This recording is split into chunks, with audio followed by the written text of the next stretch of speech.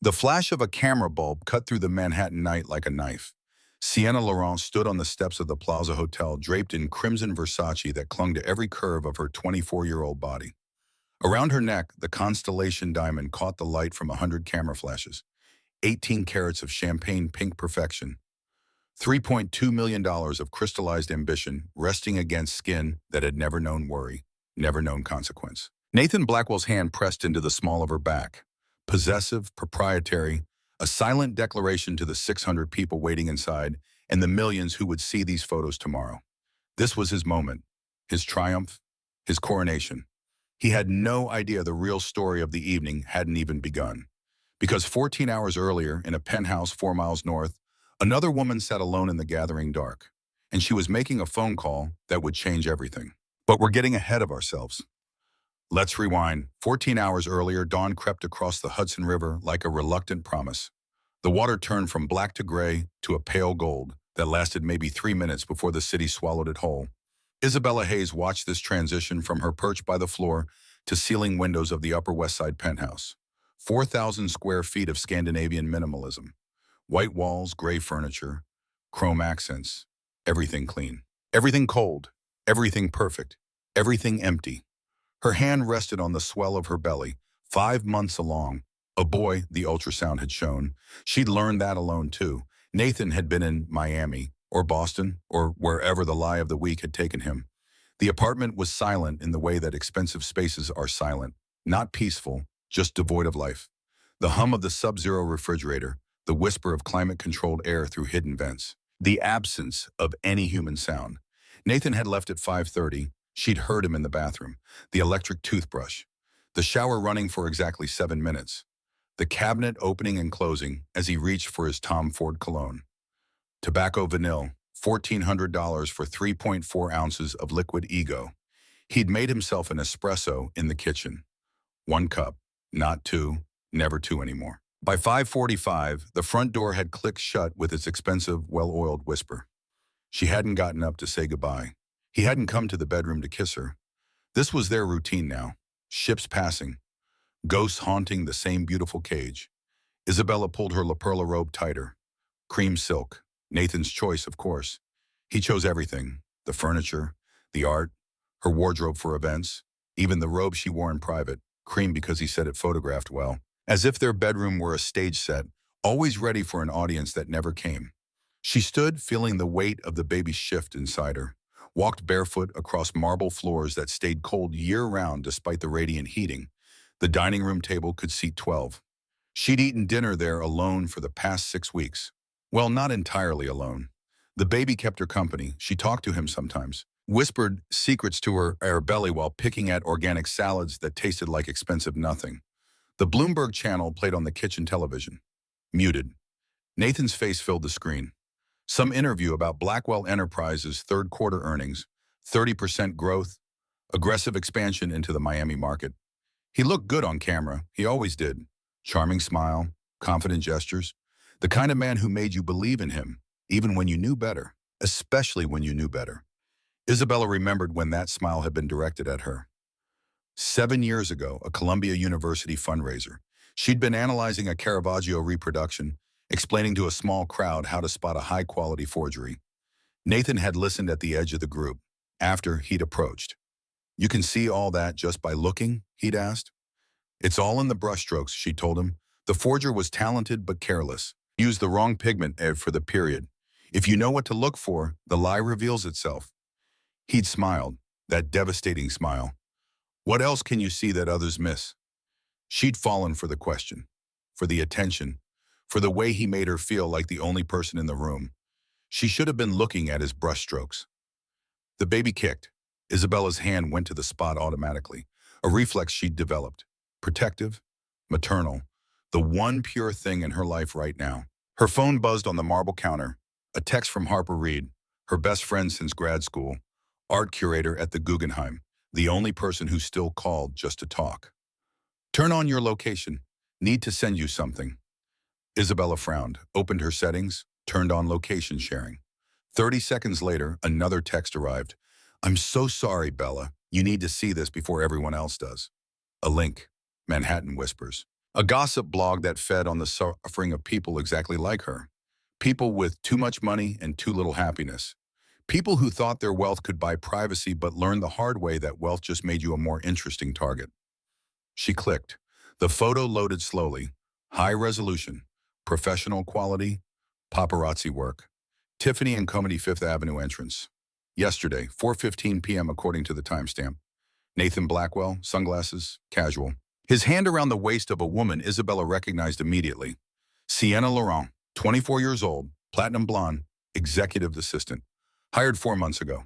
Salary of $240,000 a year, which had seemed excessive for an assistant, but Nathan had explained it away. She's worth every penny. Handles the Miami project communications. Saves me hours every week. In the photo, Sienna wore a white dress that probably cost what most Americans made in a month. Louboutin heels. And she was holding a Tiffany blue box. Large. The size for a necklace. Sienna was laughing, looking up at Nathan with an expression Isabella recognized because she used to make that expression herself. Adoration mixed with ambition. The look of a woman who thought she'd found someone worth following. Nathan's hand on her waist was casual, comfortable. The hand of a man who'd touched that waist before, many times before. The caption below the photo dripped with gleeful malice. Blackwell Enterprises CEO Nathan Blackwell spotted yesterday at Tiffany & Company with new EA Sienna Laurent. Sources say the Constellation Diamond, a $3 million custom piece, may be making its debut at this weekend's Metropolitan Hope Foundation Gala. But insiders whisper it won't be on Mrs. Blackwell's neck. Frankfurt meeting? More like Fifth Avenue shopping spree. Someone better check if Mrs. Blackwell knows her husband is in town. Isabella read it twice. Then a third time. The words didn't change. She set the phone down very carefully on the counter, watched her hand. It was shaking, just slightly, a tremor she couldn't quite control. The Constellation Diamond, Nathan had mentioned it 6 months ago, casually, over breakfast. One of those rare mornings when they'd both been home, both been awake at the same time, both been in the kitchen together. Saw an incredible piece at Tiffany, he'd said, not looking up from his Wall Street Journal.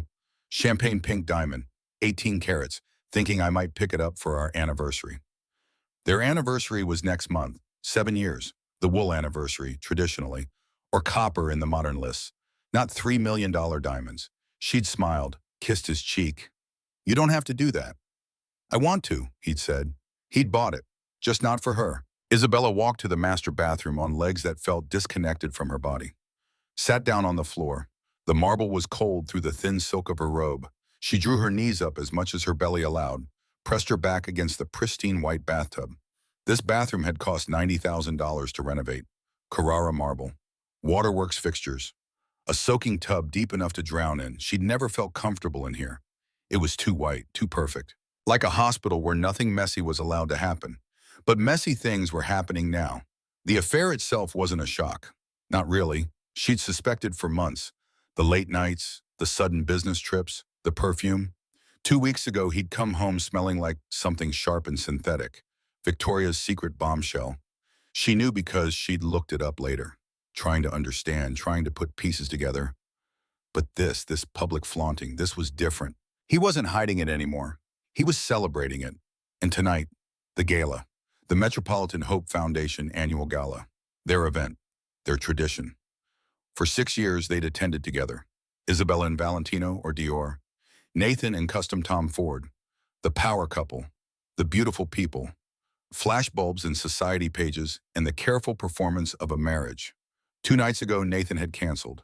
She remembered the moment exactly. 11 p.m. He'd walked into their bedroom smelling strongly of that perfume, loosened his Hermes tie, barely looked at her.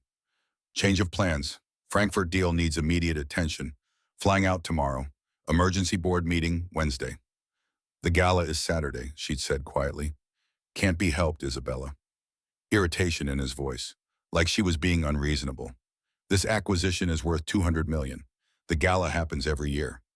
It's our tradition. He'd finally looked at her then. Really looked, and his eyes had been cold. You shouldn't go alone, not in your condition. Take the weekend, rest, order from Sant Ambrose. I'll make it up to you. His condition, like pregnancy, was an illness, an inconvenience. Something to be managed and hidden. She'd known he was lying. His left eye had twitched, just once. It always did when he lied. And his jaw had tightened. Another tell. But she'd said nothing, just nodded. Watched him pack an overnight bag with the efficiency of practice. Now she understood. Frankfurt had never been the plan. The gala had always been the plan, just not with her. He was bringing Sienna, his 24-year-old assistant, dressed in whatever he'd bought her, wearing the $3 million diamond meant for his pregnant wife. This wasn't infidelity. This was erasure. He was writing her out of the story, replacing her with a newer model, debuting his mistress at their event, in front of their friends, wearing her jewelry. The humiliation was so complete, so perfectly executed, it almost had a kind of horrible elegance to it. Isabella sat on that cold marble floor and finally let herself cry. Not quiet tears, not dignified sadness. Real crying, the kind that shakes your whole body, the kind that comes from somewhere deep and primal and utterly beyond control. She cried for the 7 years she'd given him, for the dinner she'd hosted, charming his investors with stories about art history while he closed deals in the next room, for the gala she'd attended, playing the perfect wife while he built his empire on her credibility, her connections, her labor. She cried for the PhD she'd abandoned, for the career and museum work she'd set aside because Nathan needed her to be available, to travel with him, to be his partner in the performance. She cried for the baby inside her, this innocent child who would grow up knowing his father had chosen a mistress over his mother, would see the photos someday, would ask questions she'd have to answer. She cried because she'd been so stupid, so willfully blind. She was an art historian who specialized in forgeries. She could spot a fake Vermeer at 30 paces, could identify the wrong pigment, the anachronistic brushstroke, the too perfect detail that revealed the lie. But she'd missed the forgery in her own marriage. The tears eventually slowed, not because the grief was less, but because the body has limits. You can only cry so long before the well runs dry.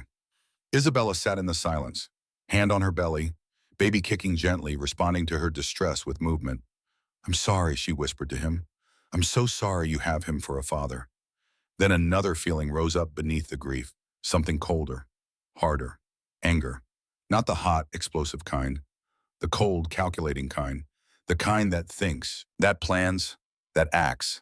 Nathan expected her to stay home tonight, expected her to obey, to be the good pregnant wife who cried into expensive pillows and accepted her fate. He was counting on her dignity, her breeding, her fear of making a scene. He'd underestimated her. A memory surfaced. Her mother, dead now for 13 years, but her voice clear as yesterday. They'd been in the kitchen of their small house in Ohio. Isabella was 19, home from Columbia for winter break, crying over some college drama, some boy who'd hurt her feelings. Her mother had sat down beside her, taken her hand. "Bella," she'd said, "dignity isn't silence. Dignity is knowing your worth and demanding that others see it too. Don't ever let anyone convince you that accepting disrespect is the same as being strong. Sometimes the strongest thing you can do is stand up and say, 'No, not me, not anymore.'" Isabella stood up, walked to the sink, splashed cold water on her face, looked at herself in the mirror. Her eyes were red, swollen, her face blotchy from crying. But underneath that, she saw something else. Steel. She was done crying. Nathan thought he could erase her, thought she'd disappear quietly, thought she was just another asset he could discard when the return on investment no longer justified the expense. He'd forgotten who she was before she became Mrs. Nathan Blackwell. Isabella Hayes, scholarship kid from Ohio, PhD candidate who'd gotten into Columbia on merit, not money. Woman who'd survived her mother's death, her father's drinking, the grinding poverty of her childhood. She was a survivor, a fighter, and Nathan Blackwell was about to remember that. She walked back to the bedroom, picked up her phone, scrolled through contacts, found a name she hadn't dialed in 7 years. Her thumb hovered over it. This was a choice, a door she could walk through or walk away from. If she made this call, everything would change. But everything had already changed, hadn't it? The moment Nathan put his hand on Sienna Laurent's back, the moment he bought another woman the diamond promised to his wife, the moment he decided Isabella was disposable. She pressed the call button. The phone rang. Once, twice. A voice answered. Warm, familiar, concerned. "Isabella?" Just her name, but the way he said it, like he'd been waiting 7 years to hear from her. "Dominic," she said, her voice steadier than she expected. "I need help, and I need a date to the Metropolitan Hope Gala tonight." Silence on the other end. Not hesitation, calculation. She could almost hear the gears turning in that brilliant mind. I assume, Dominic Stone said, his voice shifting to something lower, more dangerous, that you have a point to make. More than a point, Isabella replied. She looked at her reflection in the bedroom mirror. A woman with tear-streaked cheeks but eyes of burning determination. I have a declaration to make. There was a pause, then Dominic spoke again. All business now, all focus. Give me 2 hours. A car will pick you up at 7. Wear the sapphire dress. Isabella blinked. What? Which one? The midnight blue silk, from the Guggenheim opening 5 years ago. You said it was the only thing Nathan ever bought you that felt like it was for you, not his image. Her breath caught. He remembered. After all these years, a passing comment about a dress, he'd remembered. Dominic, she whispered. You remember that? His voice went soft, gentle. The voice she'd fallen for a decade ago in Columbia's library. I remember everything about you, Isabella. Tears again, but different ones now, not grief, something closer to hope. Thank you, she managed. Tonight, Dominic said, we remind him who you are and who he never deserved to have. I'll see you at 7. The call ended. Isabella stood holding the phone. Outside, the morning sun had fully risen. The city glittered, indifferent, eternal. 8 million people going about their lives, unaware that in this penthouse, a woman was stepping out of one life and into another. She had 6 hours, time to transform. But first, she needed to understand the history, the context. Because what she was about to do tonight, it wasn't random. It wasn't impulsive. It was the culmination of a story that had begun a decade ago. Columbia University, Butler Library, 2 a.m. on a Wednesday in October. Isabella Hayes had been 23, working on her master's thesis, the authentication of Renaissance forgeries, specifically the market for fake Vermeers in the early 20th century. The library had been nearly empty, just her and the security guard and one other person. A guy, dark hair, rumpled hoodie, surrounded by computer science textbooks and empty coffee cups, coding something on his laptop, fingers moving across the keyboard with the speed and precision that suggested muscle memory, not conscious thought. She'd been on her 5th coffee of the night, gotten up to get a 6th. The vending machine had eaten her dollar. Here, the guy had appeared beside her. Fed the machine his own dollar, pressed the button for black coffee. You look like you need it more than I do. Thanks, she'd said. Then because she was tired and stressed and her social filters were gone, what are you working on that has you here at 2 a.m.? Pattern recognition algorithm, he'd said, trying to teach a computer to identify anomalies in financial data. Anomalies? Fraud, basically, places where the numbers don't match the story. She'd smiled. I'm doing the same thing, just with paintings instead of spreadsheets. His eyes had lit up. Yeah? How does that work? They'd talked until the library closed at 4, then found a diner, talked until sunrise. He was Dominic Stone, computer science PhD student, scholarship kid like her. Building something he thought might change how people analyze data. She was Isabella Hayes, art history, also on scholarship, fascinated by the intersection of beauty and lies. They became friends first. Study partners, coffee at midnight, walks through Central Park, long conversations about everything and nothing, then more than friends. They dated for 2 years. 2 beautiful, complicated, uncertain years. He was building his startup. Late nights, crushing pressure, trying to get funding, trying to survive. She was finishing her PhD, applying for museum positions, trying to figure out who she was and what she wanted. They loved each other, but love isn't always enough when the future is a question mark neither person can answer. Then Dominic's startup exploded, acquired by a tech giant for $120 million. Overnight, he went from broke grad student to one of the youngest self-made multimillionaires in the country. The money didn't change him, but it changed the context. Suddenly, there were investors, board meetings, decisions that would affect hundreds of people. And Isabella felt herself getting smaller in the story, not because Dominic pushed her aside, but because she pushed herself. That's when she met Nathan Blackwell, Columbia fundraiser. Nathan was CFO of Manhattan Properties Group, 31, confident, established. He pursued her with single-minded focus. Flowers every week, dinners at restaurants she couldn't afford, opera tickets, museum memberships. He made her feel chosen, special, like she was the prize he'd won. Dominic noticed? Of course he did. They'd met for coffee, a quiet place near campus, November rain drumming on the windows. Isabella, Dominic had said carefully, I love you, but if Nathan Blackwell makes you happy, I won't stand in your way. Just be careful. I've done business with men like him. They see the world in transactions, assets and liabilities. Make sure you're never just an asset to him. She'd been defensive, hurt. You're jealous. He's successful and stable, and he actually has time for me. I'm not jealous. Dominic's voice had been sad, resigned. I'm worried, but it's your choice, Bella. It always will be. They'd broken up that afternoon, amicably, painfully. He'd walked her to the subway, kissed her forehead. If you ever need anything, he'd said, if he ever hurts you, I'm one phone call away. Always. She'd chosen Nathan, chosen certainty over uncertainty, chosen the established path over the risky one. Married him 6 months later. 4-carat diamond. Wedding at Cipriani. 400 guests. Vera Wang dressed that Nathan's mother picked out. And for 7 years, she'd lived with that choice. Watched Dominic from a distance. Christmas cards. Society page mentions. He'd built Stone Ventures, become one of the most influential venture capitalists in the country. Forbes estimated his net worth at $4.2 billion. He'd never married. She'd always wondered if that meant something. Now, standing in her bedroom with the phone in her hand, she knew. He'd been waiting, not actively, not putting his life on hold. But some part of him had left the door open. And now she was walking through it. Isabella went to her walk-in closet, 600 square feet of designer labels, organized by color, mostly neutrals, champagne, ivory, blush, the colors Nathan preferred. You look elegant in soft tones, he'd say. What he meant was, you look invisible, inoffensive, like a piece of furniture that matches the decor. She pushed past them all, found the dress in the back, wrapped in a preservation bag. The midnight blue silk, Halston Heritage. She'd bought it 5 years ago for a Guggenheim event. Nathan had barely glanced at it. It's nice, he'd said, his tone suggesting it was anything but. Very you. She'd worn it once, felt powerful in it, like herself.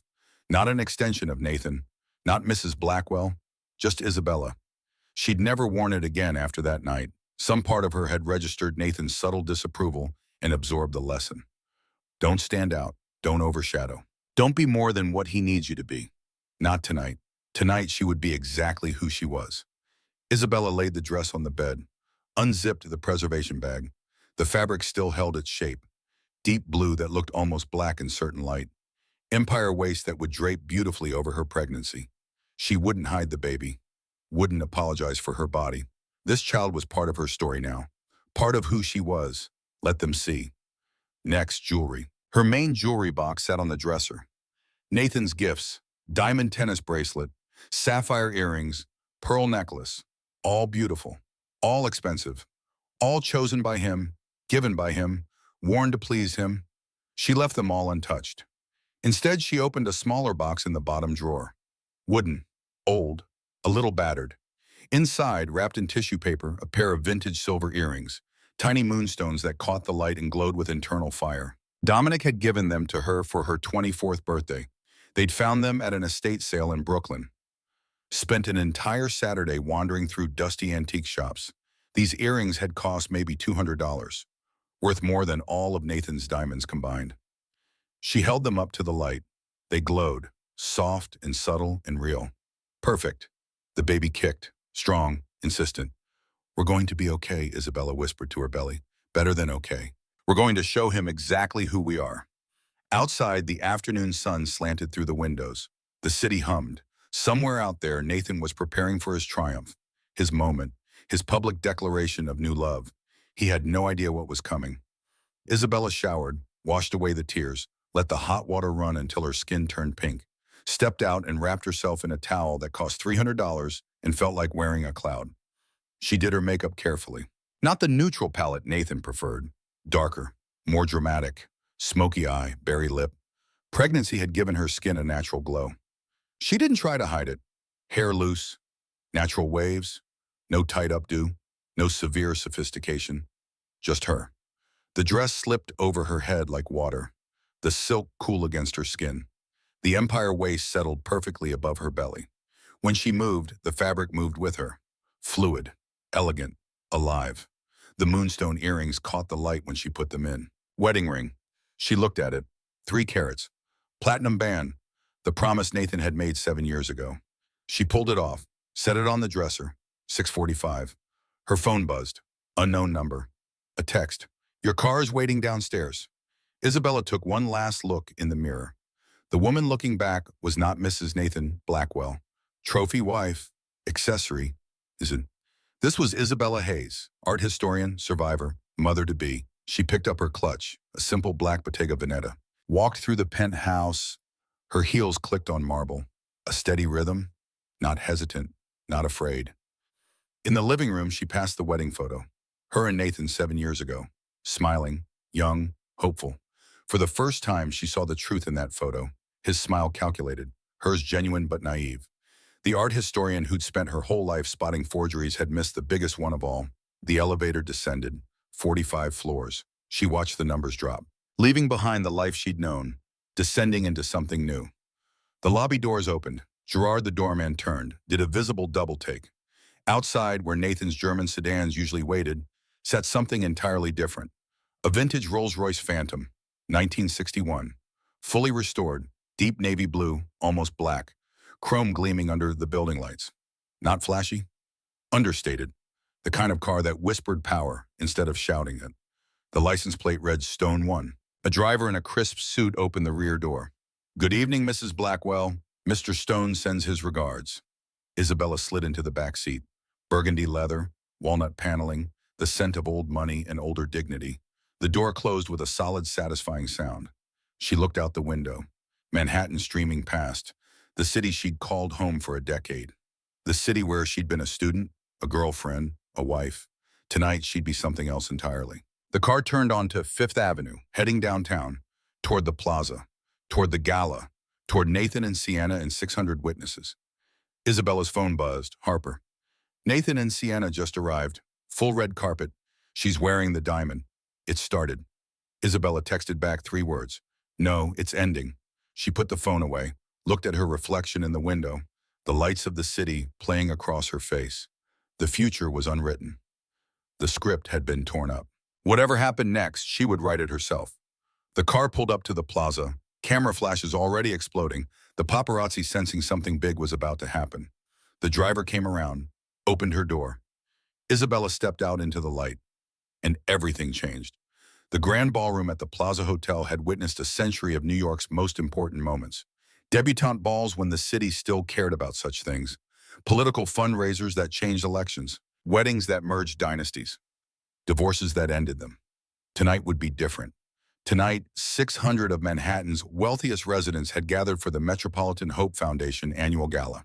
The champagne was Cristal. The flower arrangements cost $80,000. The cumulative net worth in the room exceeded $40 billion, and none of them had any idea they were about to witness the execution. Nathan Blackwell stood near the grand entrance at precisely 8 p.m., holding court like the king he believed himself to be. The custom Tom Ford tuxedo fit him like a second skin. The Patek Philippe on his wrist cost more than most people's cars. His hair was perfect. His smile was perfect. His hand on Sienna Laurent's lower back was perfect. Everything was exactly as he'd planned it. Sienna glowed beside him in that crimson Versace. The dress had cost $40,000. Nathan had chosen it himself. Scarlet for attention. Skin tight for impact. The kind of dress that announced to every person in the room, look at what I can afford. Look at what I choose. Look at who I am. But the real statement was around her neck. The constellation diamond caught every light in the room and threw it back amplified. 18 carats of champagne pink fire, surrounded by smaller white diamonds that added another 10 carats of brilliance. The platinum setting alone had taken craftsmen at Tiffany 3 months to create. $3.2 million resting against the throat of a woman who'd been nobody 6 months ago. Nathan's executive assistant. Now his date to the social event of the season. The message was unmistakable. This was not an affair. This was a changing of the guard. People noticed. Of course they noticed. The whispers started the moment they'd walked in. Beatrice Montgomery sat at the press table along the side wall. 60 years old, editor of Society Pages. A woman whose column could make or destroy reputations with a single sentence. She'd been covering New York society for 30 years. Thought she'd seen everything. She typed rapidly into her phone, updating her column in real time. Bold move, even for Blackwell. Wife is 5 months pregnant. To bring his assistant here. To put that diamond on her neck. This isn't scandal. This is a declaration of war. And Isabella Blackwell isn't even here to defend herself. Her photographer stood nearby, camera ready, waiting. He'd gotten the shot of Nathan and Sienna arriving, the classic red carpet pose. Nathan's hand possessive, Sienna's smile radiant, the diamond impossible to miss. But something in the air told him the real photo of the night hadn't happened yet. The room hummed with controlled chaos. Black tie waiters glided between tables with trays of champagne and caviar. The orchestra played Debussy, soft, background, the kind of music rich people used as auditory wallpaper. Conversations rose and fell. Business deals in the language of small talk. Social climbing disguised as charity. Everyone performing their role in the great theater of Manhattan wealth. At table one, the most prestigious position in the room, William Ashford sat with his wife Elizabeth, 72 and 70 years old respectively, married for 48 years. Combined, they controlled more old money influence than anyone else in the city. William had founded the Metropolitan Hope Foundation 50 years ago. His family's pharmaceutical fortune had built children's hospitals across the eastern seaboard. He decided who mattered in this world and who didn't. He was not impressed with Nathan Blackwell. "Crass," he murmured to Elizabeth. "The boy has no sense of proportion. You don't parade your mistress at a charity event. It's gauche." Elizabeth nodded. Former Vogue editor. She understood optics better than anyone. Isabella must be devastated. 5 months pregnant, and he brings that girl here wearing what was clearly meant to be Isabella's necklace.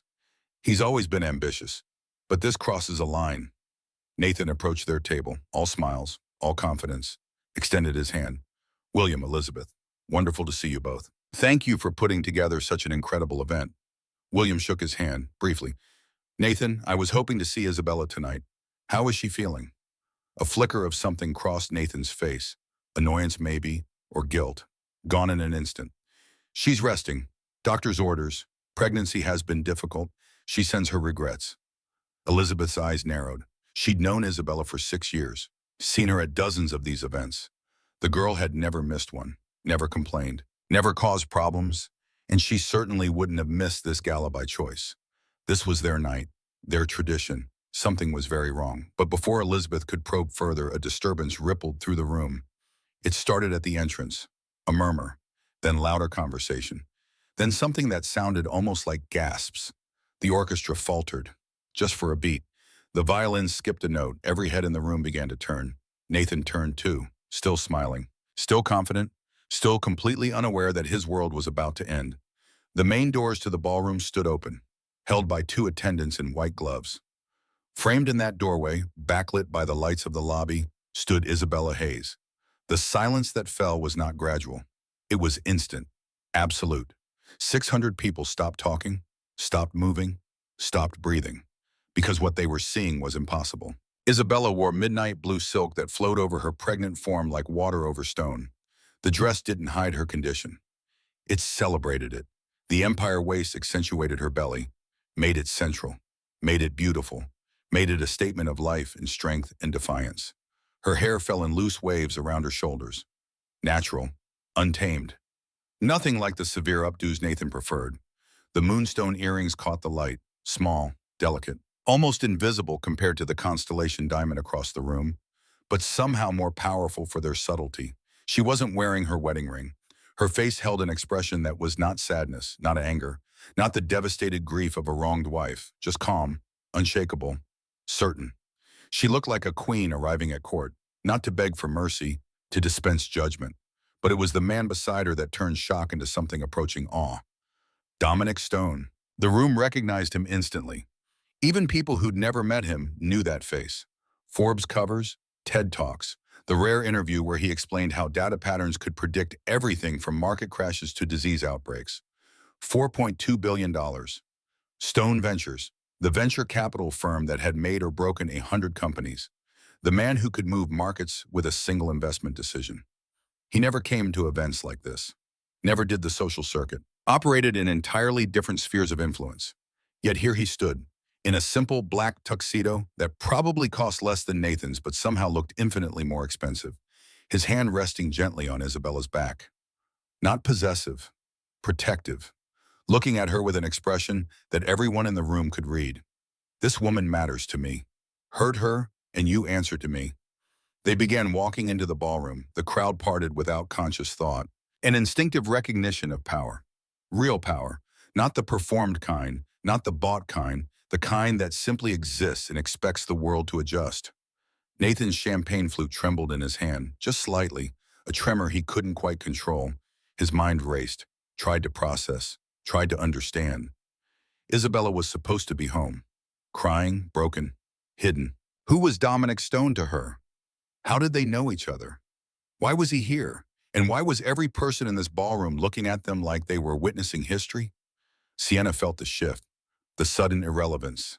Every eye that had been on her and her dress and her diamond was now locked on Isabella, on her pregnancy glow, on her quiet dignity, on the man beside her who made Nathan Blackwell look like a child playing dress-up. The constellation diamond around Sienna's neck suddenly felt heavy, like a collar, like a mark of shame instead of status. She grabbed Nathan's arm, whispered desperately, "Who is that? Who is he?"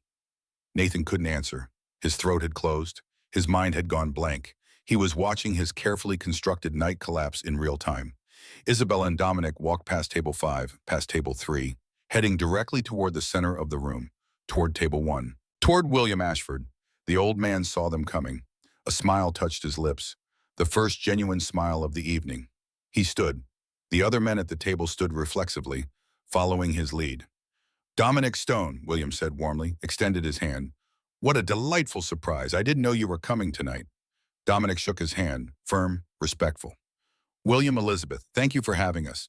The Foundation's work this year has been extraordinary." Then William turned to Isabella. His expression softened, grandfatherly, kind. "Isabella, my dear, you look absolutely radiant. Pregnancy becomes you." He took her hand, kissed it in the old-fashioned way. "Please, both of you, sit." He gestured to 2 empty chairs at table 1, chairs that had always been reserved for Isabella and her guest. Nathan sat at the same table, seats 9 and 10, on the sponsorship. But suddenly those seats felt like they were in a different country. Isabella sat down with grace. Dominic held her chair. A waiter appeared instantly with sparkling water and lime. No one had to ask. Her arrival had been anticipated, prepared for. Elizabeth Ashford leaned across the table. "Isabella, darling, when are you due? You're glowing." "January," Isabella replied, her voice steady, clear. "A boy. How wonderful. Winter babies are the strongest." Across the table, Nathan sat frozen. Sienna beside him. The two of them might as well have been invisible. The entire room was watching table 1 now, watching the easy conversation, the warm welcome, the clear statement William Ashford was making. This woman belongs here. This woman is honored guest. That woman in the red dress is nobody. Beatrice Montgomery's fingers flew across her phone keyboard. Forget the affair. The real story just walked in. Isabella Blackwell, not in mourning and majesty, on the arm of Dominic Stone. The one man in this city who could buy and sell Nathan Blackwell 10 times over and never notice the expense. This changes everything. The photograph her colleagues snapped would be on the front page of every society blog by morning. Not Isabella and Dominic posed, just them sitting at the table, talking, laughing. While in the background, slightly out of focus, Nathan and Sienna looked on with expressions of dawning horror. The composition told the whole story. Nathan finally found his voice. Stood up, his chair scraped against the floor. Too loud, jarring. He walked around the table, 5 steps that felt like 5 miles, stopped behind Isabella's chair. "Isabella," his voice tight, controlled, barely. "We need to talk, now." Isabella didn't turn around, continued cutting her salad, the baby greens arranged artfully on bone china. "Nathan, you're making a scene." "I'm making a scene?" His voice rose slightly. People at neighboring tables could hear now. "You show up here with him after I specifically told you to stay home. This is deliberate. This is calculated to humiliate me." Isabella set down her fork, turned to look at him, her face calm, almost curious. "I thought you'd be in Frankfurt. Did the meeting get canceled?" The silence that followed was knife-sharp. Several people at nearby tables coughed, covered laughs, the lie exposed in one simple sentence. Nathan's face flushed red. "We'll discuss this at home." "There's nothing to discuss." Dominic spoke for the first time, didn't look at Nathan, continued his conversation with William about pediatric oncology funding, but his voice carried. "I believe Nathan's business in Frankfurt was quite urgent. Funny how international emergencies resolve themselves so quickly. Modern efficiency." The sarcasm was subtle, devastating. Nathan's hand shot out, grabbed Isabella's arm. "We are leaving, right now." Before his fingers could tighten, Dominic's hand moved. Fast, fluid, caught Nathan's wrist. The grip looked gentle, conversational almost. But Nathan's hand stopped moving, completely, like it had hit a wall. Dominic still didn't look at him, kept talking to William, but his voice dropped, lower, meant only for Nathan's ears. "Take your hand off Isabella, Nathan. You will not touch her again. You will return to your seat. Enjoy your dinner. If you cause even the slightest distress to Isabella, I will make one phone call. By tomorrow morning, Blackwell Enterprises will be a footnote. Your Miami project? Funded by Silverman Group. I own 40% of Silverman. One word from me, they pull out. Your company collapses. Am I clear?" The threat was delivered with absolute calm, not blustering, not angry, just a simple statement of fact. Nathan yanked his hand back, stared at Dominic. Finally, Dominic turned, met his eyes. The look in those eyes was not hatred, not even dislike, just pity. "You're not a threat," those eyes said. "You're an annoyance. A minor problem easily solved." Nathan stumbled back to his seat, the walk of shame witnessed by 600 people. Sienna grabbed his hand under the table. "Nathan, what just happened? What did he say?" "Shut up, Sienna." She did. The rest of the dinner passed in a kind of surreal normality. At table one, conversation flowed. Isabella discussed art with a museum curator, talked about the foundation's new neonatal wing with a pediatrician, listened to Elizabeth's stories about photographing Andy Warhol in the 70s. She was charming, intelligent, present, everything Nathan had taken for granted, everything he'd thought he could replace. People came to the table in a steady stream, ostensibly to say hello to William and Elizabeth, but really to see Isabella, to be seen with her, to align themselves with the winning side. Harper Reed arrived at 9:15. Isabella's best friend had been sitting at table 12. William waved her over. "Please, join us." He had a chair brought over. Squeezed in, Harper hugged Isabella, whispered in her ear, "You are a legend." Isabella smiled, genuine, light. "Language, Harper. We're at a charity event." They both laughed. At Nathan's table, the slow exodus had begun. Guests making excuses, feeling unwell. Early morning tomorrow. Babysitter called. By 9:30, only Nathan and Sienna remained, sitting in what had become an island of isolation. The prestigious Table 1 turned into evidence of spectacular social failure. Sienna's mascara had started to run. She'd cried in the bathroom 20 minutes ago. Her Instagram had exploded. 50,000 new followers, all of them sending hate. Homewrecker, gold digger, mistress. Words she'd never applied to herself, but that the internet had decided to find her. Nathan stared at his untouched fillet. His phone buzzed constantly.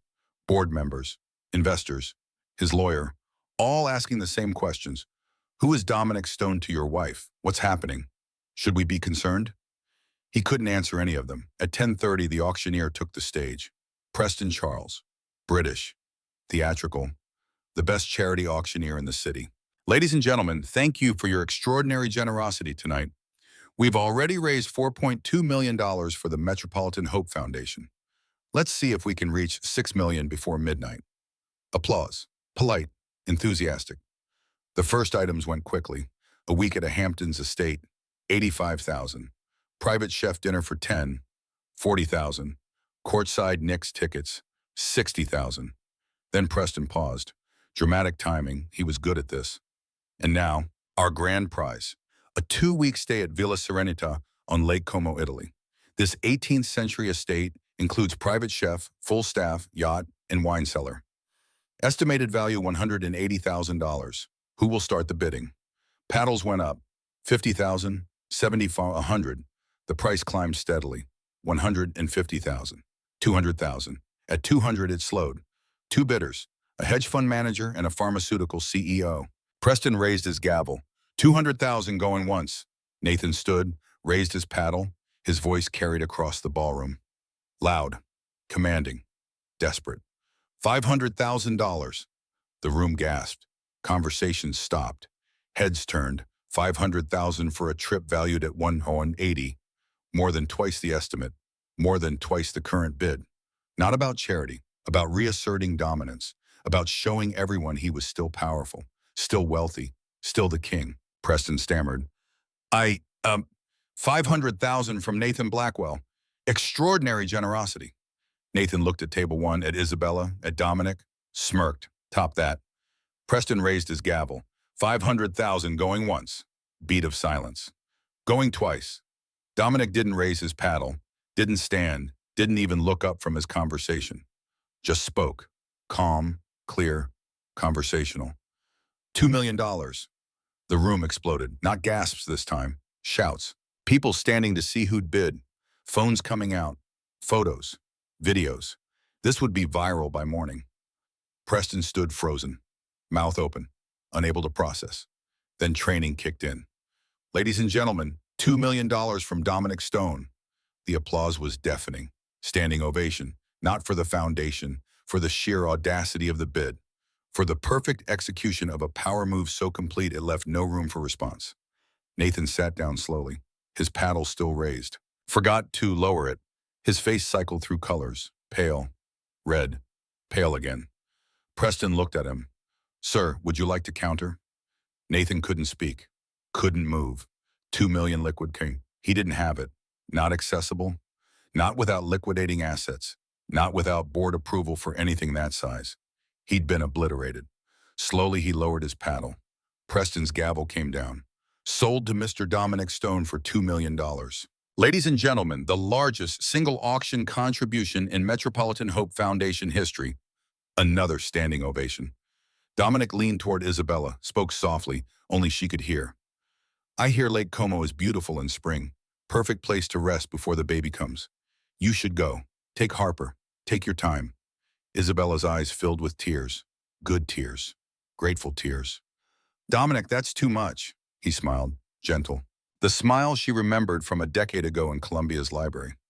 Isabella, nothing I could give you would be too much. Consider it a baby shower gift. Very belated, but heartfelt. Around them, the gala continued. But the story was over. Everyone knew it. The photos were already uploading. The columns already being written. Nathan Blackwell had brought his mistress to his own social execution, and his wife had pulled the lever. By 11:15, Nathan and Sienna slipped out a side exit, avoiding the main doors, avoiding the press, avoiding the witnesses to their humiliation. Outside, paparazzi swarmed anyway, cameras flashing, questions shouting. Nathan, comment on Dominic Stone? Is your wife leaving you? Sienna, how does it feel to be the other woman? Nathan, are you bankrupt? Why couldn't you match the bid? Nathan shoved into the town car. No comment, no eye contact. Sienna climbed in beside him, mascara streaked. Constellation diamond feeling like an anchor around her neck.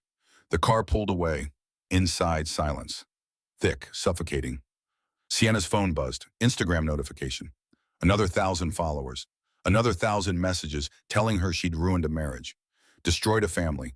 All for a necklace and a rich man who was staring out the window like she didn't exist.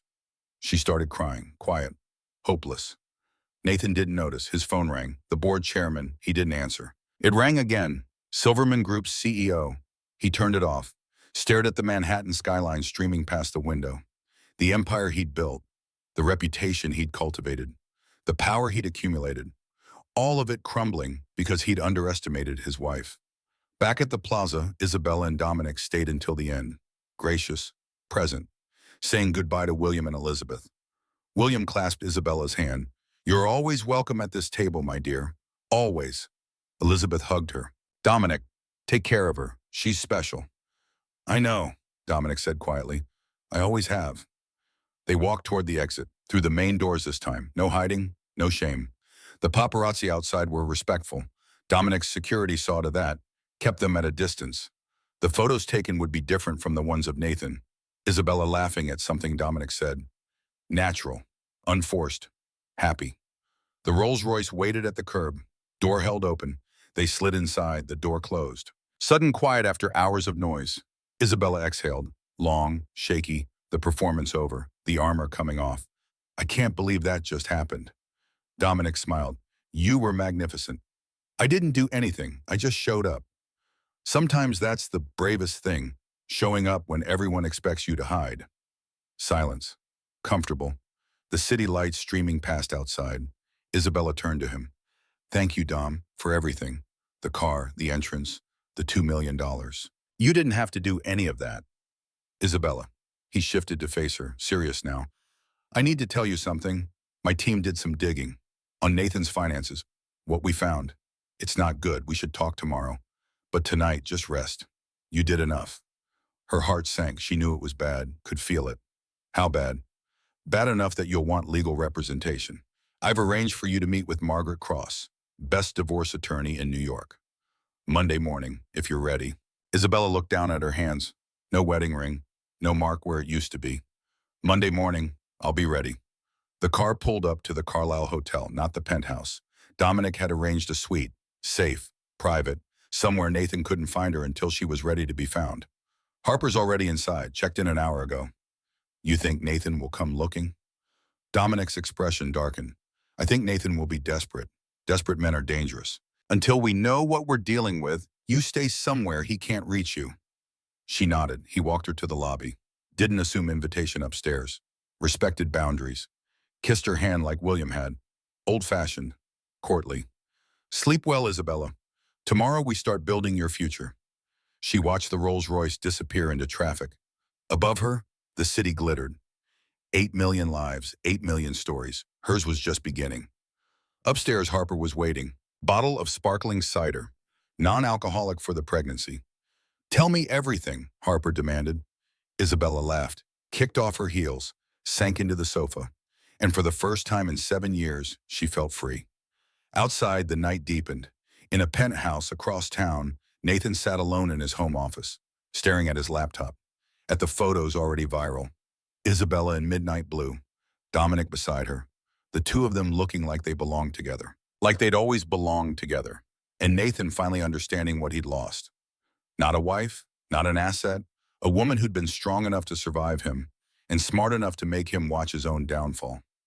He opened a file on his computer, the one marked Cayman Private, stared at the evidence of 4 years of embezzlement, $52.3 million moved through shell corporations, hidden accounts, false invoices. If they looked, if Dominic's team dug deep enough, he was finished. The night pressed in, dark, suffocating. And Nathan Blackwell, who'd thought himself untouchable, finally felt afraid. Sunday morning arrived like a reckoning. 7 a.m., the city stirring to life beyond the windows of the Carlisle Hotel suite. Isabella woke slowly, consciousness returning in layers. First, awareness of the bed. Soft. Too soft. Not the firm mattress Nathan insisted upon for his back. Second, the scent, lavender and clean cotton. Not his Tom Ford cologne that permeated every fabric in the penthouse. Third, the sound. Harper breathing softly on the sofa across the room. Her best friend had refused to leave, had stayed the entire night. Guardian, witness, sister in all but blood. Isabella's hand went to her belly. The baby kicked. Good morning, she thought. Good morning to this new world we woke up in. Her phone sat on the nightstand. 47 missed calls, 216 text messages. She picked it up, scrolled through the carnage. Nathan, 22 calls, 15 texts. She read them in order. Watched the progression, anger to desperation to something approaching fear. The first text sent at 11:30 last night. Where are you? We need to talk, now. 2 a.m. Isabella, this is ridiculous. Come home, we can work this out. 4 a.m. I know you're upset, but think about what you're doing. Think about our child. Think about the family. 6 a.m. Please, just call me. I can explain everything. She deleted them all, blocked the number. Next, Nathan's mother. 3 calls, 1 voicemail. Isabella played it. Isabella, this is Charlotte. I don't know what game you think you're playing, showing up at that gala with some tech billionaire, but you've embarrassed this family. Nathan has built something important. You will not destroy it because of some pregnant hormonal episode. Call me immediately. Delete. Block. Her college roommate, OMG Bella. You're everywhere. Are you okay? A cousin she hadn't spoken to in 5 years. Saw the photos. You look amazing. Always knew Nathan was trash. Unknown numbers. Reporters probably. Delete, delete, delete. One text made her pause. From Elizabeth Ashford. My dear, I hope you're resting. That was quite a performance last night. The kind that changes lives. William and I are here if you need anything. Anything at all. You showed remarkable courage. Never forget that. Isabella saved that one. Harper stirred on the sofa, opened her eyes, saw Isabella awake. How are you feeling? Like I'm standing on the edge of a cliff, Isabella said. But also like I can fly. Harper smiled, stretched. The internet thinks you're a goddess. Have you seen? No. Don't look yet. Eat something first. I ordered breakfast. Should be here in 10 minutes. Isabella showered. Let hot water wash away the residue of last night. The performance. The fear. The strange exhilaration of watching Nathan's face when Dominic spoke. When the room shifted its allegiance from husband to wife. She'd won the battle. But the war was just beginning. Breakfast arrived. Eggs Benedict for Harper.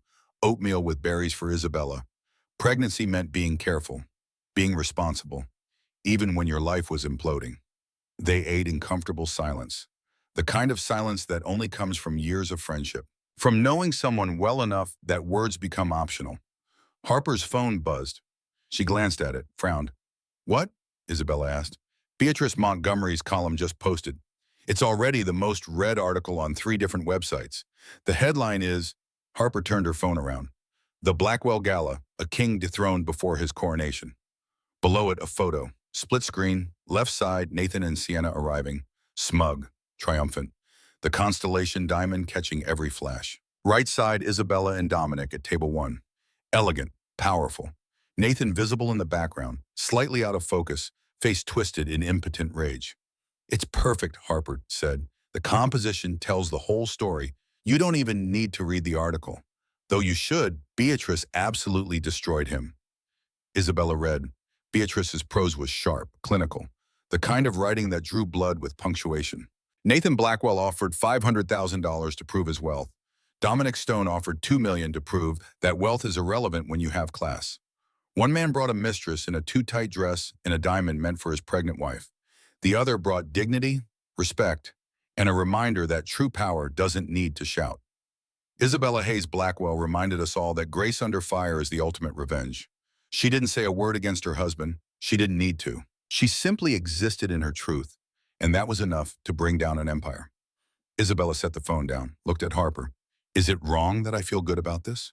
About watching him suffer? Harper considered, thoughtful. You want my therapist answer or my best friend answer? Best friend. Then no, it's not wrong. He humiliated you publicly. While you were pregnant with his child, you showed up and reminded him who you were. That's not revenge, that's justice. What's the therapist answer? That revenge is a dish best served with professional legal counsel and a forensic accountant. They both laughed. Isabella's phone rang.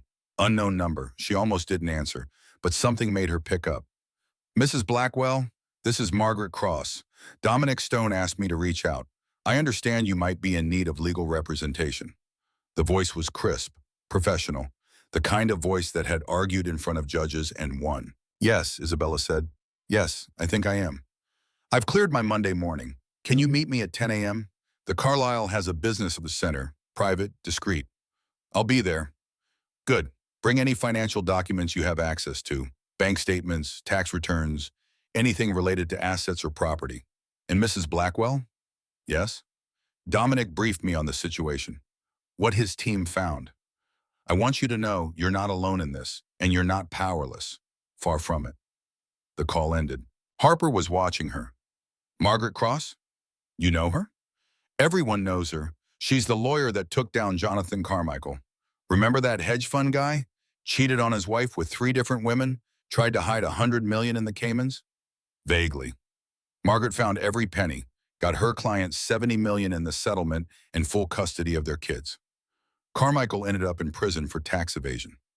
She doesn't just win divorces, she destroys men who deserve it. Isabella felt something settle in her chest, relief maybe, or certainty. Good, she said. That's exactly what I need. Across town in the penthouse Isabella had left behind, Nathan sat in his home office. He hadn't slept, hadn't changed clothes. The Tom Ford tuxedo was rumpled now, stained with champagne from where his hand had trembled and spilled. His laptop screen glowed in the early morning light. 6 different news sites open, all showing variations of the same story. The same photos. His phone sat on the desk, turned off after the 20th call from board members, from investors, from his lawyer. He'd made one call this morning to Gerald Mitchell, his CFO. Gerald had answered on the first ring, voice tight with stress. Nathan, thank God I've been trying to reach you. We have a serious problem. I know about the Gala. I was there, Gerald. It's not just the Gala. Silverman Group called. They're pulling out of the Miami project. Effective immediately. No explanation. Just a very polite email saying they're pursuing other opportunities. Nathan's blood had turned to ice. They can't do that. We have a term sheet. Term sheets aren't binding, Nathan. You know that. They can walk until the final documents are signed. And they're walking. Did they say why? Silence on the other end. Then carefully, their CEO mentioned that their advisory board had some concerns about partnership compatibility. Advisory board. Dominic Stone sits on their advisory board. Yes. Nathan had hung up, stared at the wall, watched his $500 million Miami expansion evaporate because he'd underestimated his wife, because he'd brought Sienna Laurent to a gala, because he'd been arrogant enough to think he was untouchable. Now, hours later, he pulled up another file, the one he'd been avoiding, came in private, inside a spreadsheet, meticulously maintained for 4 years, every transaction, every shell corporation, every dollar moved from Blackwell Enterprises into accounts only he controlled, $52.3 million, embezzled, laundered, hidden. He'd been so careful. Used 3 different shell companies, routed money through the Cayman Islands, then Luxembourg, then back to U.S. accounts under LLC names that had no obvious connection to him. The invoices were perfect. Fake consulting fees to Hudson, Consulting ELC. Inflated real estate valuations purchased through Metropolitan Advisory Group. It all looked legitimate on paper.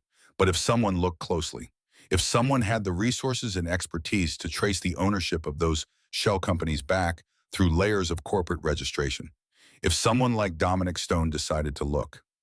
Nathan's hands shook. He'd bought Sienna's apartment with that money, $3.2 million penthouse in Tribeca, in the name of Blackwell Family Trust, which he controlled, which had no other beneficiaries. The beach house in the Hamptons, $8 million, same trust. The Constellation Diamond, $3.2 million. Company expense, listed as client entertainment, private jet leases, vacations, the Ferrari in his garage that no one knew about, registered to an LLC in Delaware. All of it traceable, all of it prosecutable. Wire fraud, tax evasion, embezzlement, securities fraud for misrepresenting company financials to investors. Federal crimes, each one carrying years in prison. His phone vibrated. He turned it back on. Mistake. Text from his lawyer, Lawrence Webb. Nathan, we need to meet today. I received papers from Margaret Cross this morning. We have 48 hours to respond. This is serious. Call me immediately. Nathan called. Lawrence answered with the tone of a man delivering a terminal diagnosis. She's filing for divorce, citing adultery and irreconcilable differences. She's also requesting an immediate freeze on all marital assets pending full financial disclosure. She can't do that. She absolutely can. And Nathan, there's more. She's demanding full financial discovery, every account, every asset, every business expense for the last 5 years. She has a forensic accountant, someone named David Chen. He's the best in the business. If there's anything questionable in your finances, he will find it. Nathan's mouth went dry. How long do we have? To respond to the asset freeze? 48 hours. To provide financial documents? 30 days, but they're pushing for expedited discovery. Nathan, I need to know, is there anything in your finances that won't survive scrutiny? Nathan couldn't answer. Nathan, is there? I need to think. I'll call you back. He hung up, stared at the spreadsheet on his laptop. $52.3 million of evidence that would send him to federal prison. And Margaret Cross was coming for it. Monday morning, 10 a.m., the Carlisle Hotel Business Center. Isabella sat at a polished mahogany conference table. Harper beside her, Dominic across from her, and at the head of the table, Margaret Cross, 62 years old, steel gray hair cut in a sharp bob. Armani suit, black, perfectly tailored. Birkin bag beside her chair, not the flashy kind, the subtle navy one that cost $60,000 in whispered old money. Her eyes were the color of a winter sky, clear, cold, missing absolutely nothing. She opened her iPad, pulled up documents. Isabella, before we begin, I need to understand what you want from this divorce. Isabella had thought about this all night, lying awake while Harper slept, hand on her belly, feeling her son move and kick and love. I want my son to be safe, to have a home. I want to be free of Nathan, and I want justice. Margaret nodded, approved. Not revenge? No, justice. There's a difference. Yes, there is. Revenge is expensive and messy. Justice we can do. She swiped to the next screen. The prenuptial agreement. Your prenup is actually quite favorable. Drafted 7 years ago when Nathan's net worth was $8 million. Current estimates put it at $340 million. The prenup has 2 key clauses. She read from the document. Clause 12. In the event of divorce without fault, you receive the penthouse $5 million and $50,000 per month spousal support for 5 years. Clause 13. In the event of adultery, you receive the penthouse, 40% of marital assets, and $100,000 per month spousal support until remarriage or death. Isabella did the math. 40% of $340 million, $136 million. She'd never thought about money like that, never cared about it. Nathan had always handled finances. But now, carrying his child, looking at a future as a single mother, the numbers suddenly mattered very much. He committed adultery. I have witnesses. I have photos. Oh, we have far more than that. Margaret swiped again. A flowchart appeared on the iPad screen.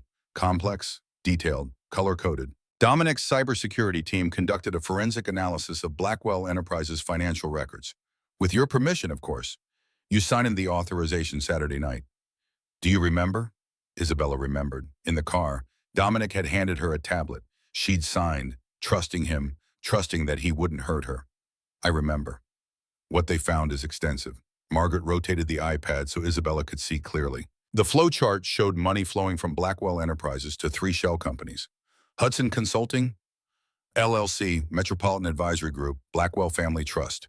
From those companies, money flowed to offshore accounts, Cayman Islands, Luxembourg, then back to U.S. accounts, used to purchase assets, real estate, vehicles, jewelry, every transaction dated, time-stamped, documented, total amount, $52.3 million, embezzled over 4 years. Isabella felt sick. Not morning sickness, the other kind. The kind that comes from realizing you shared a bed with a criminal. He stole from his own company? Yes, and used the money for personal expenses, including Sienna Laurent's apartment, the Constellation Diamond, a Ferrari registered to an LLC he controls, a beach house in the Hamptons, all purchased with money that should have gone to company shareholders. Margaret pulled up more documents. This constitutes multiple federal crimes: wire fraud, securities fraud, tax evasion, money laundering. If we turn this evidence over to the SEC and FBI, Nathan will face prosecution. Likely conviction, federal prison, 15 to 20 years. Isabella's hand went to her belly. Her son would be 20 years old before his father got out of prison, would grow up visiting him behind glass, carrying that shame. But then she thought about what Nathan had done. The theft, the lies, the willingness to commit federal crimes for money he didn't even need. And she thought about Sienna Laurent, 24 years old, stupid and naive and used, living in an apartment purchased with stolen money, wearing a diamond bought with embezzled funds. She thought about the 1,200 employees at Blackwell Enterprises, people with families, mortgages, rent. If the company collapsed under the weight of scandal, they'd lose their jobs. What's the alternative? Isabella asked. Margaret smiled, thin, sharp, the smile of a shark that had just caught scent of blood. We use this as leverage. We threaten criminal prosecution, force Nathan to settle, generously, quietly. He keeps his company, barely, stays out of prison, but he signs away everything to you. What would I get? Margaret pulled up another document, a proposed settlement. She'd already drafted it.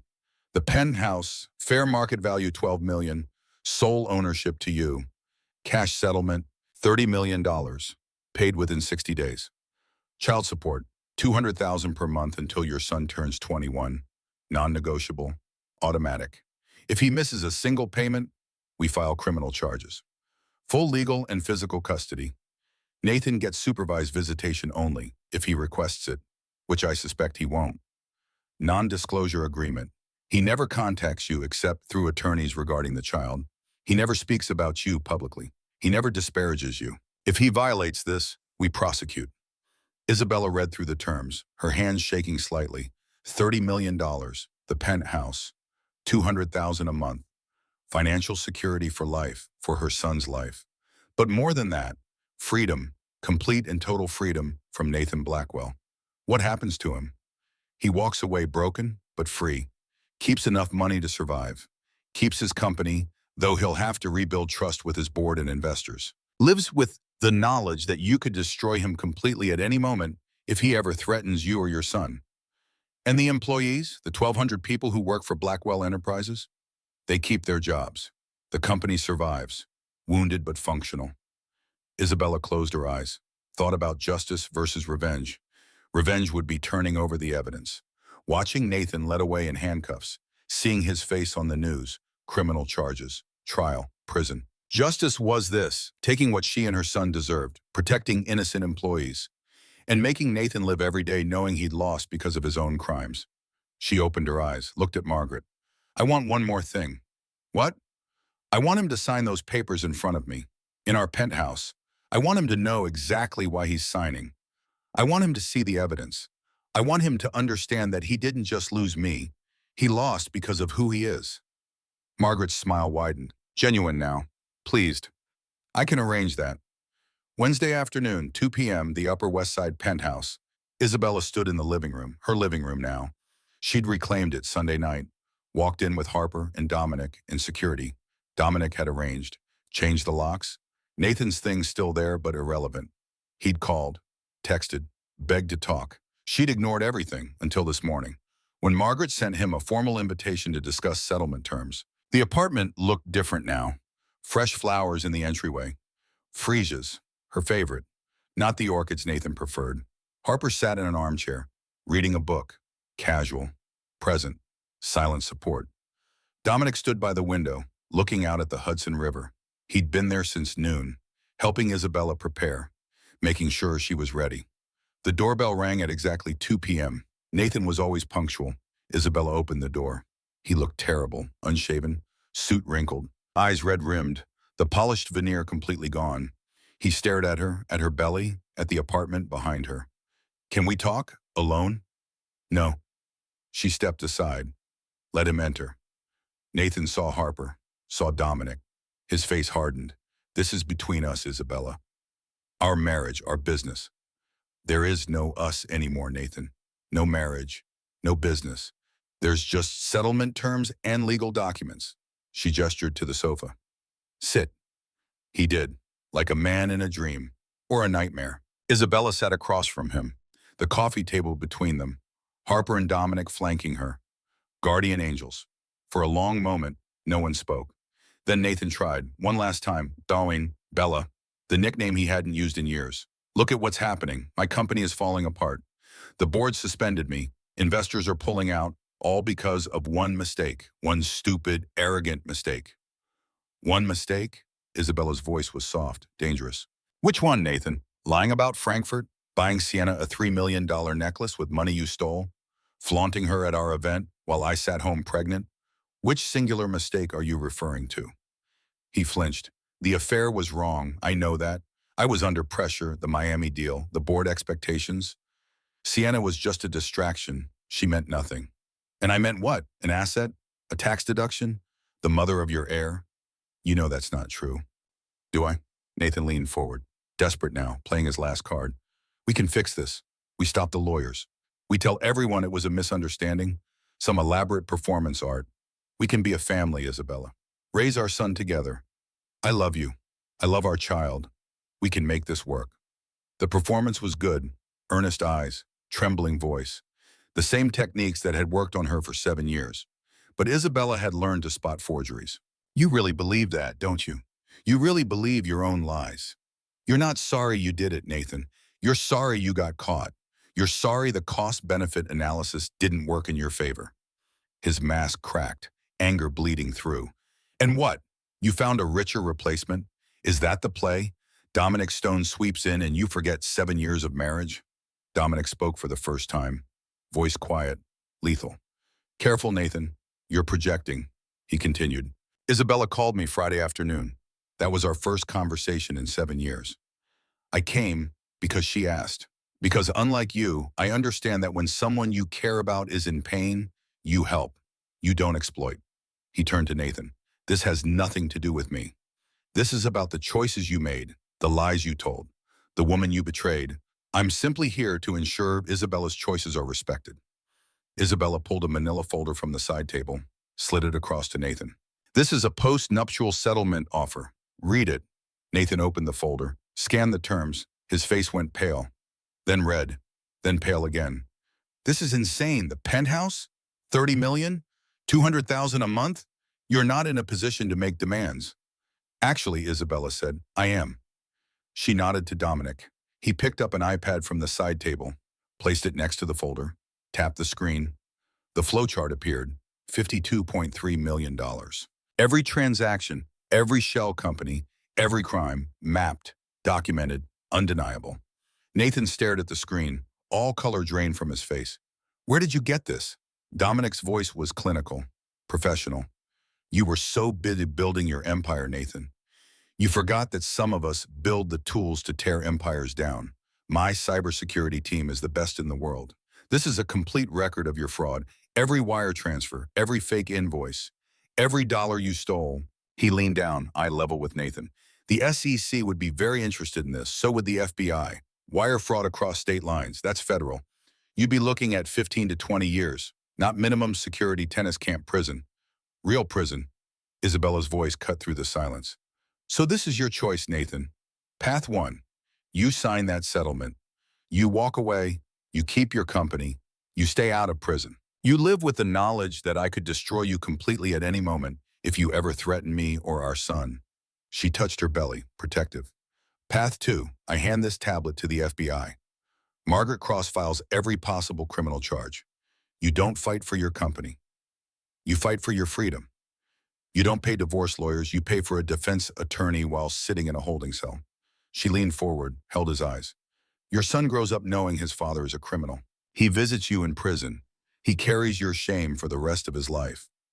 The silence stretched, thick, suffocating. Nathan stared at the iPad, at the irrefutable evidence of his crimes. 4 years of careful theft laid bare in a flowchart a child could understand. He looked at Isabella, really looked, for the first time in years. Saw strength he'd tried to crush, intelligence he'd underestimated, the woman he'd treated as property revealing herself as a force he couldn't control. No tears in her eyes, no begging, no emotion at all, just cold, absolute certainty. He'd been playing checkers. She'd been playing chess. This was checkmate. His hand shook as he reached for the pen. Mont Blanc, Isabella had given it to him for their 3rd anniversary. The irony wasn't lost on him. He uncapped it. The click echoed in the silent room like a gunshot. Without speaking, without looking up, he signed. Page 1, initials. Page 5, initials. Page 12, full signature. Signed away his marriage, his home, his son, to save himself from his own crimes. He stood, mechanical, a puppet with cut strings. Walked to the door, hand on the knob, stopped, didn't turn around. I did love you once. In my way. Isabella's voice was quiet, final. No, Nathan, you loved the idea of me, the asset I represented. You never loved me, because you don't know how. He left, the door closed behind him with a soft click. Isabella sat very still, staring at the signed documents on the coffee table. The end of 7 years reduced to 12 pages and a signature. Then she started crying. Not sad tears, not grief. Release. Relief. The weight of 7 years of performance finally lifted. Harper was beside her instantly, arms around her, holding her while she shook. Dominic knelt in front of her, took her hand. It's over. You're free. Isabella looked at him through tears, smiled. I'm free. 6 months later, January. First snow of winter. The brownstone in Greenwich Village glowed with warm light. 4 stories of red brick on a tree-lined street. Nothing like the sterile penthouse. This place had history, character, creaky floors and uneven walls and a fireplace that actually worked. Home. Isabella sat in a rocking chair by the window, holding her son, Thomas Hayes, 4 weeks old. Tiny fingers wrapped around her thumb, eyes closed, breathing soft and steady. Harper had insisted on the middle name. He's your son, Bella, not Nathan's. He gets your name. The brownstone had cost $12 million, purchased with settlement money. The remaining $18 million sat in a trust for Thomas, managed by financial advisors Dominic had recommended. $200,000 a month in child support stacked up in another account. Thomas would never want for anything. But more than that, he'd grow up in truth, in authenticity, in a home filled with love instead of performance. Nathan had never requested visitation. Not once, signed away custody without protest. Last Isabella heard, he was in Austin, trying to rebuild, starting some small real estate venture that no one would fund. His name was poisoned now. The scandal had been too public, too complete. The board at Blackwell Enterprises had forced him out entirely, sold his shares to a competitor. He'd walked away with maybe 80 million. Sounds like a lot until you remember he'd once been worth 340. Sienna Laurent had disappeared, moved to Los Angeles, trying to become an influencer. It wasn't going well. The internet has a long memory. She'd always be the mistress, the other woman, the gold digger who wore a stolen diamond. The Constellation diamond had been returned to Tiffany. Nathan couldn't afford the payments. Isabella looked down at her sleeping son, traced his tiny features with her finger. He had Nathan's chin, her eyes, but his temperament was all his own, calm, content, like he knew he was safe. "We're going to be okay," she whispered. "Better than okay." The doorbell rang. 8 p.m., right on time. Harper emerged from the kitchen, flour on her face. She'd been attempting to make organic baby food. It was not going well. "I'll get it." She opened the door. Dominic stood on the steps, long coat dusted with snow, holding a bag from Isabella's favorite Indian restaurant. "Figured you might not have had time to cook," he said. Harper grinned, took the bag. "You're a saint. Come in, it's freezing." Dominic entered, stamped snow off his boots, hung his coat. He'd been coming over 2 or 3 times a week since Thomas was born, never staying too long, never assuming too much. Just present, helpful, bringing dinner, holding the baby while Isabella showered, reading to Thomas from physics textbooks, because why not start the education early? He walked to the rocking chair, looked down at the sleeping baby. "How's he doing?" "Perfect, eating every 3 hours, sleeping in 2-hour stretches, making sounds that might be words or might be good." Dominic smiled, reached down. Thomas's tiny hand gripped his finger. The grip reflex, automatic, instinctive, but Dominic held very still, like the moment was precious. "He's getting bigger. 4 weeks, they grow fast. You look tired." "I am tired, but the good kind. The earned kind." Dominic sat on the sofa. Harper brought plates. Saag paneer, chicken tikka masala, garlic naan. They ate while Thomas slept, conversation flowing easy, natural. This had become their routine. Dinner twice a week. Sometimes Harper joined. Sometimes she made herself scarce. Gave them space, privacy. But nothing had happened. No kiss, no declaration. Just slowly rebuilding what they'd had a decade ago. Foundation first. Friendship. Trust. After dinner, Harper excused herself. Claimed she had an early meeting. Winked at Isabella on her way out. Dominic stayed, helped clean up, washed dishes while Isabella put Thomas down in his bassinet by the fireplace. When the kitchen was clean, they sat, the silence comfortable. Isabella finally asked the question she'd been holding for months. "Why didn't you ever get married? In the 10 years since we broke up?" Dominic was quiet for a long moment, choosing words carefully. "I dated, had relationships. Some lasted a year or two, but they always felt like I was trying to recreate something I'd lost, trying to find you in someone else. That's not fair to anyone." He looked at her. "I didn't wait for you, Isabella. I lived my life, built my company, traveled, learned, grew. But some part of me never quite let go, never quite moved on. And when you called that Friday afternoon, I knew why. Why? Because you were it. You are it. The person I was supposed to find. And I found you in a library at 2 a.m. over terrible coffee and art forgeries. I just found you too soon. Before we were ready. Before life had taught us what we needed to know." Isabella felt tears building, good tears. "I'm not ready yet," she said quietly, "for anything serious. I'm still healing, still figuring out who I am outside of being Nathan's wife. Still learning how to be a mother." Dominic reached across the space, took her hand, gentle, patient. "I waited 7 years before. I can wait as long as you need. But I want you to know, when you're ready, if you're ever ready, I'm here. Not to rescue you, you rescued yourself, but to build something new. Together, as equals." Isabella squeezed his hand, held on. "Someday," she said, "not today, but someday. Someday is enough for me." They sat like that for a long time, holding hands, watching snow fall outside the window. Thomas breathing softly in his bassinet. The future stretched ahead, unwritten, full of possibility. Isabella thought about the woman she'd been a year ago, ghost in a glass penthouse, pregnant and alone. Married to a man who saw her as property. She thought about the bathroom floor, the cold marble, the moment she decided to fight back. She thought about the midnight blue dress, the moonstone earrings, Dominic's hand on her back as they walked into the gala. She thought about Nathan's face, the shock, the fear, the slow realization that he'd underestimated her. And she thought about this moment, right now, in her brownstone, her son sleeping, her best friend upstairs, a man who loved her patiently holding her hand. She'd lost everything, the penthouse, the marriage, the life she'd thought she wanted, and found something infinitely more valuable, herself. Outside, the snow fell heavier, blanketing the city in white.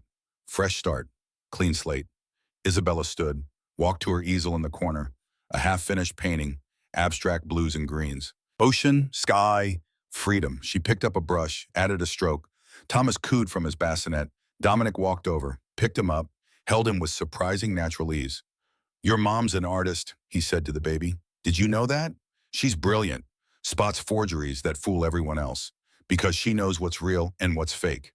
That's a superb power." Isabella smiled, painted another stroke. The woman who couldn't spot the forgery in her own marriage had become a master authenticator of truth. She'd survived, rebuilt, thrived. The future was hers to write, and she was just getting started. The fire crackled, the snow fell, the baby slept, and in a brownstone in Greenwich Village, a woman who'd lost everything discovered she'd actually found it all. True strength isn't avoiding the fall, it's how you rise. And Isabella Hayes didn't just rise, she soared. The end.